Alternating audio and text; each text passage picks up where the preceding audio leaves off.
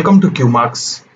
इस वीडियो में बताने जा रहे हैं जो हमारे फ्रेंचाइजी पार्टनर्स होते हैं उनका जो रेट सेटिंग करते हैं उसके बारे में। ये बहुत पहले से है लेकिन कुछ लॉजिक में नया अपग्रेड हुआ है ताकि ये चीज़ हम फास्ट मेंटेन कर पाएँ इसके लिए। तो मैं यहाँ पे एक चीज़ बता दूँ कि मास्टर मेनू में यहाँ डॉक्टर मेनू में यहाँ पे डॉक्टर होता है और यहाँ पे हमारे पास जो लिस्ट होता है उसमें दोनों अपीयर होता है, यानी फ्रेंचाइजी पार्टनर और जो डॉक्टर हैं वो दोनों अपीयर होते हैं। तो यहाँ पे किसी पे भी अगर हम क्लिक करें ये बता रहा है कि ये डॉक्टर है, ये एजेंट और अदर रेफरेंस, मतलब कि ये एजेंट है जहाँ टाइप से हमें पता चल रहा है। नीचे स्क्रॉल करें तो यहाँ पे एक सवाल होता है ऑन रेट, हम इसे कौन सा रेट देना चाहते हैं। इसमें से कोई भी रेट हम असाइन कर सकते हैं, बस ये ध्यान रखना है कि ये करने से क्या होगा और ये नहीं है तो क्या होगा।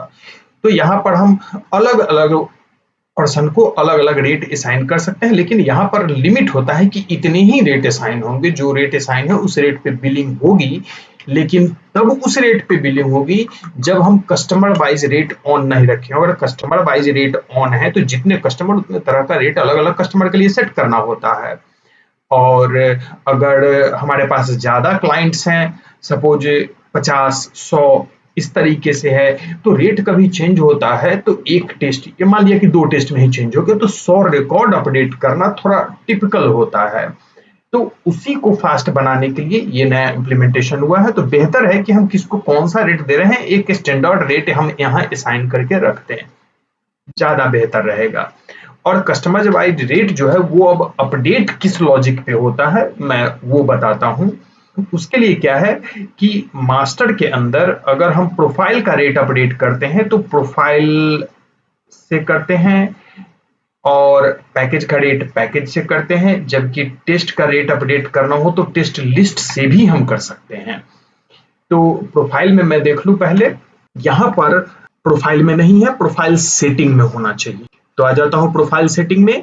यहाँ पे देखिए कि रेट ढेर सारा है, जैसे ये तो बेसिक रेट हो गया। इसके बाद जो रेट का नाम कलेक्शन सेंटर दिख रहा है, या रेट का नाम फ्रेंचाइजी रेट या सुपर फ्रेंचाइजी रेट दिख रहा है, एक्चुअली ये रेट का नाम असाइन किया हुआ है। रेट 2, रेट 3, रेट 4, रेट 5, यहाँ 5 ही रेट दिया हुआ है।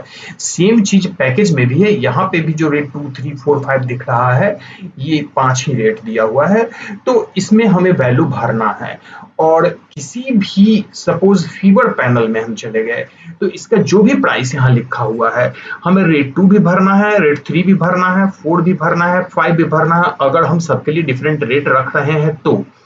और अगर अब यहाँ पर हम अपडेट करेंगे नीचे जाके, और अपडेट पे अगर हम क्लिक करें तो क्या होगा, एक्चुअली जिसको हम रेट 2 असाइन किए हुए हैं उस सारे कस्टमर को रेट 2 असाइन हो जाएगा। रेट 2 में जो वैल्यू है उसके साथ अपडेट होगा। जिसको हम रेट 3 अप्लाई किए हैं उसमें सारे में रेट 3 के साथ अप्लाई होगा। जिसको रेट 4 अप्लाई किए हैं उसमें सारे में रेट 4 के साथ अप्लाई होगा। और जिसमें रेट 5 अप्लाई है उसमें सारे कस्टमर का रेट 5 के साथ रेट ऑटोमेटिक अपडेट हो जाएगा। तो इससे क्या हुआ कि कोई रेट अगर हम कभी चेंज करते हैं तो जिसको जो रेट दिया उस हिसाब से अगर हम यहाँ अपडेट करें तो सबका हो जाएगा। अपडेट होने के बाद इंडिविजुअल कस्टमर का अगर हम बदलना चाहें तो बदल सकते हैं, लेकिन ये फास्ट प्रोसेसिंग के लिए हो गया। सेम चीज प्रोफाइल में भी है, वहां पे भी अगर करेंगे तो ऐसे ही जिसको जो असाइन है उस रेट के अनुसार उसका रेट अपडेट हो जाएगा। अगर टेस्ट में बात करें, क्योंकि हमारा लिस्ट फास्ट अपीयर हो इसलिए हम यहाँ पर ब्लड लिख के चले आते हैं ताकि कम हमारे सामने अपीयर हो। ये अपीयर हो गया। यहाँ पे भी सेम चीजें हैं, जैसे कस्टमर रेट, ये तो एमआरपी रेट होता है, ये एमआरपी है जिसपे कस्टमर को हम बिलिंग करते हैं। अब collection centre rate, franchisee rate, super franchisee rate या लैब रेट, ये सारे 4 एक्स्ट्रा रेट हैं।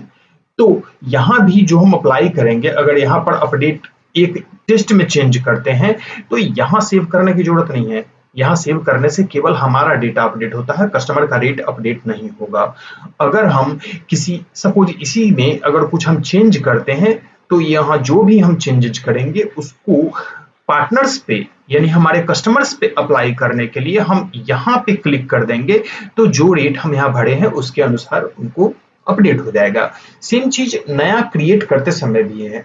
सपोज करें कि हमारे पास पहले जो टेस्ट थे उसमें हम 2 नए टेस्ट ऐड करना चाहते हैं, तो सपोज 100 अगर कस्टमर है तो 100 कस्टमर और 2 रेट मतलब 200 एंट्री करना थोड़ा टफ जॉब होगा। लेकिन यहाँ पे क्या है कि हम जैसे ही नया रिकॉर्ड जोड़ेंगे, जिसको रेट 2 असाइन है उसका रेट 2 के साथ चला जाएगा, जिसको रेट 3 असाइन है उसका रेट 3 के साथ चला जाएगा, जिसको रेट 4 असाइन है रेट 4 के साथ जाएगा और जिसका रेट 5 असाइन है रेट 5 के साथ जाएगा। लेकिन क्या हो जब ऑन रेट, जो कि डॉक्टर के अंदर जो फ्रेंचाइजी में हम गए थे और नीचे ऑन रेट वाला सवाल था, अगर वो न दिया हुआ हो, सपोज उसको हमने छुआ ही नहीं है आज तक, तो बाय डिफॉल्ट रेट 2 को प्रायोरिटी देगा। यानी अगर वहां पर ऑन रेट असाइन नहीं है तो रेट 2 से ही सारे कस्टमर अपडेट होंगे, चाहे वो हम पुराने रिकॉर्ड को अपडेट कर रहे हों या नया टेस्ट प्रोफाइल या पैकेज क्रिएट कर रहे हों। सिंपल है। फिर भी अगर सवाल हो तो सपोर्ट टीम को कॉल कर सकते हैं। Thank you.